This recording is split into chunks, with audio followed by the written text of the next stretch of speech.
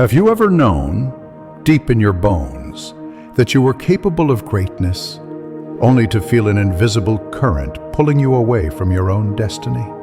In a quiet town lived a young man named Ryan, who carried that very fire in his eyes. He wasn't just smart, he was brilliant. The dream of becoming a doctor was a clear, shining star in his mind. But Ryan was fighting a silent war, a battle against the one thing he couldn't seem to command, his own focus. His mind was a storm. Every single time he sat with his books, the storm would begin. A phantom vibration from his phone, the magnetic pull of a social media feed, the siren song of a recommended video, or just the quiet drift into a daydream. The battlefield of his desk was littered with good intentions, but his mind always found a way to escape, to wander off into the noise. He had a favorite lie he would tell himself, a comforting whisper in moments of weakness. There's still plenty of time. I'll get to it later. But later was a mirage, a destination that never arrived. His parents pleaded, his teachers warned him about the power of focus. But Ryan held on to a dangerous belief. He thought talent was a magic key, that being smart was all it would ever take to unlock any door he wanted. Then came the day the scholarship exam results were posted. This was his chance, the stepping stone that would make his path to becoming a doctor so much smoother. As his eyes scanned the list, his stomach twisted into a knot. His name wasn't there. He had failed. His heart didn't just break, it felt like it shattered into a million pieces. He watched as his friends, the ones who had put in the steady daily work, celebrated their victories.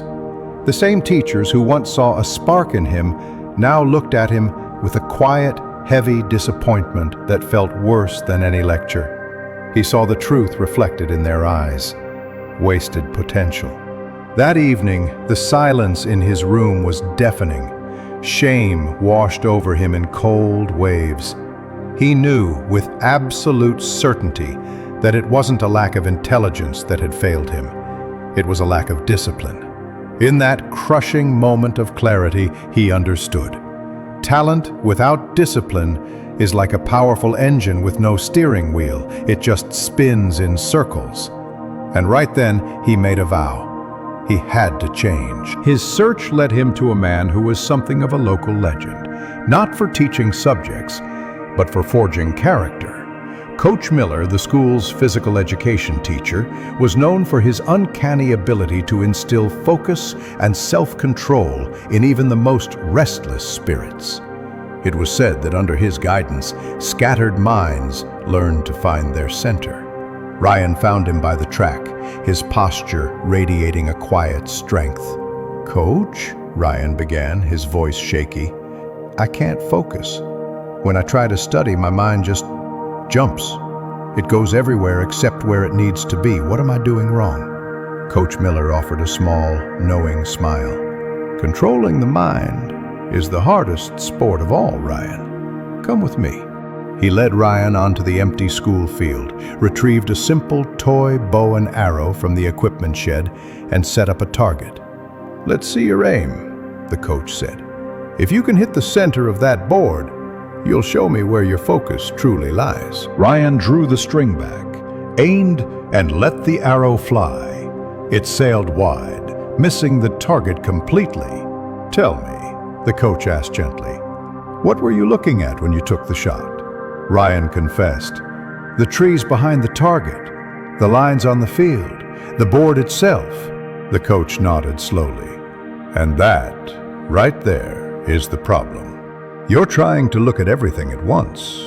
A great archer," Coach Miller continued, his voice steady, "sees only one thing, the center of the target.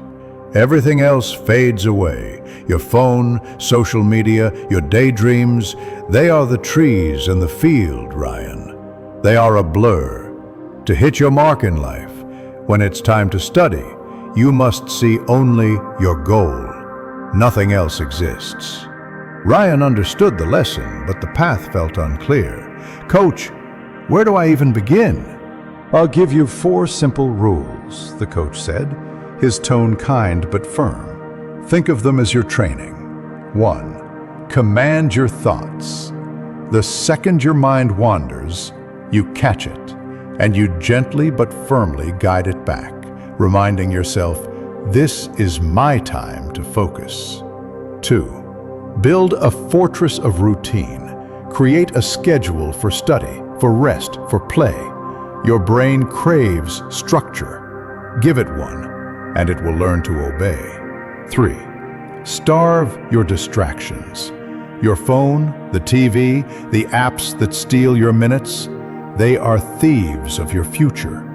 During study time, they must be out of sight, out of mind. And 4, practice daily. Discipline isn't built in a day. It's forged in small, consistent efforts. That is the secret. Ryan absorbed every word. He went home and crafted a strict routine. He powered down his phone and put it in another room when he studied. Whenever his mind began to drift, he could hear the coach's voice, and he would pull his focus back to the target. "I will become a doctor." The first few days were agonizing, a constant battle, but slowly, imperceptibly at first, his focus began to sharpen. Soon, he could study for hours, locked in a state of deep concentration he never thought possible. A few months later, another critical exam stood before him. This time, he didn't just pass, he finished at the top of the entire class. And he knew with a profound sense of pride that this victory wasn't about luck or talent. It was earned. It was the prize of discipline. A year later, as he walked across the stage to accept a major scholarship, another one of Coach Miller's lessons echoed in his mind. "The mind is a wild horse, Ryan. If you don't learn to hold the reins, it will drag you through the dirt. But if you train it, if you earn its respect, it will carry you to any destination you choose." From that day forward, Ryan lived by a simple, powerful truth. Train your mind with discipline, and success will have no choice but to follow. If this story resonated with you, if you feel its message is one that needs to be heard, help it reach others by liking and sharing this video. And to join us for more stories that inspire, don't forget to subscribe to the channel. I'll see you again soon. Until then, stay patient, stay grateful, and keep taking that next step forward.